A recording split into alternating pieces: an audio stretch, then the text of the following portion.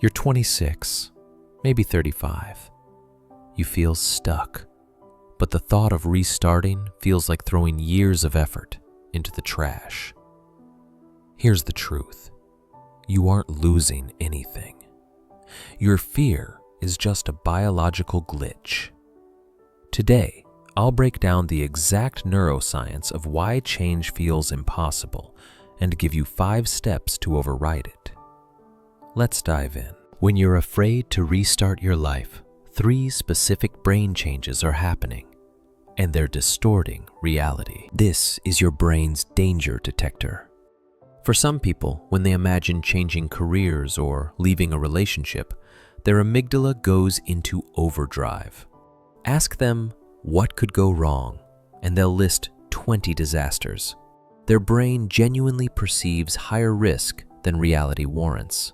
This generates gut feelings, those uncomfortable sensations that scream, "This feels wrong." People resistant to change experience more intense gut feelings, and those feelings skew negative. Logic says, "You'll be 3 years older anyway, might as well be happy." But their gut overwhelms that logic with dread. When you imagine the benefits of change, this region calculates, "Probably won't be worth it." Not only does change feel dangerous and wrong, but the potential upside looks minimal. Here's what this means. You're not making an accurate assessment. Your calculating instrument is malfunctioning. You're wrong about the threats. You're wrong about the rewards. And most importantly, you're wrong about starting from zero. Consider someone who spent a decade in corporate finance, then switched to teaching at 35. On paper, it looks like throwing away 10 years of experience. But that financial literacy, those presentation skills, that ability to break down complex concepts, these became superpowers in education that career teachers didn't possess. Every skill you've accumulated transfers. Career switchers often have advantages over people who've been in their field the whole time. You bring a unique perspective, different problem-solving approaches, and skills others lack. That's not starting from zero. That's starting with hidden advantages. The real problem isn't the restart itself. The real problem is something called intolerance to uncertainty. And it's the root of why you're stuck. You know those people who quit their stable job to travel the world with no plan? Who leave relationships without knowing what's next? Who somehow stumble into amazing opportunities despite having zero strategy? They infuriate you because they succeed. And here's why. They have high tolerance for uncertainty. You have low tolerance. When facing the unknown, your brain does 2 destructive things. First, it tries to eliminate uncertainty through overthinking, overplanning, and information gathering. You research endlessly, seeking the right answer. But here's the trap. By reducing uncertainty this way, you never build tolerance for it. You're teaching your brain that uncertainty must be eliminated rather than navigated. Second, when you can't eliminate the uncertainty, you do nothing.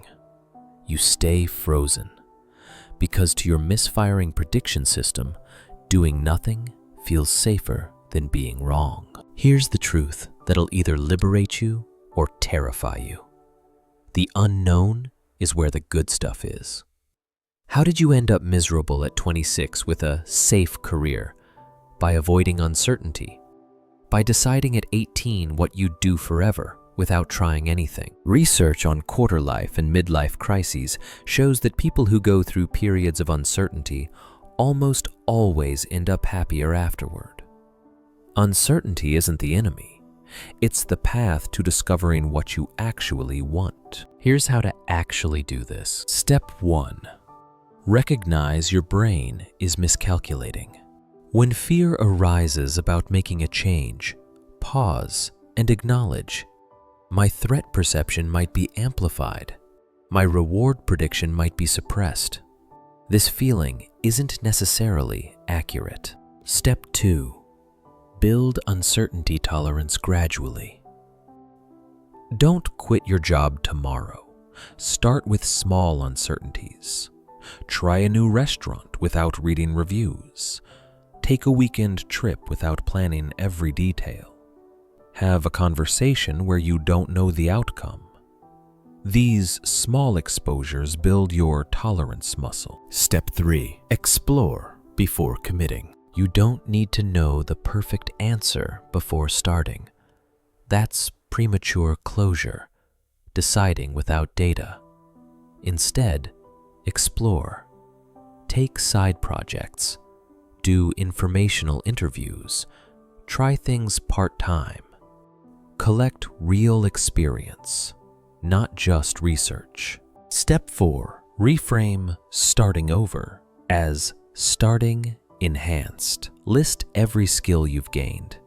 Communication, project management, technical knowledge. These transfer. You're not going to zero. You're bringing weapons others don't have. Step 5. Accept that good enough data exists. You'll never have perfect information. At some point, you have enough. The people who succeed with restarts aren't the ones who planned perfectly. They're the ones who moved despite uncertainty. 3 years from now, you'll be 3 years older regardless. The only question is whether you'll be 3 years older doing what you've always done, or 3 years into something that might actually fulfill you. The uncertainty feels unbearable now. But research is clear. People who navigate uncertainty almost always find happiness on the other side. Not because everything works out perfectly, but because they discover what actually matters to them through the exploration itself. Your brain is scared. That's okay. But don't let a miscalibrated threat detector steal the life you could have. Start small. Build tolerance. Then leap. Subscribe. Future you will thank you.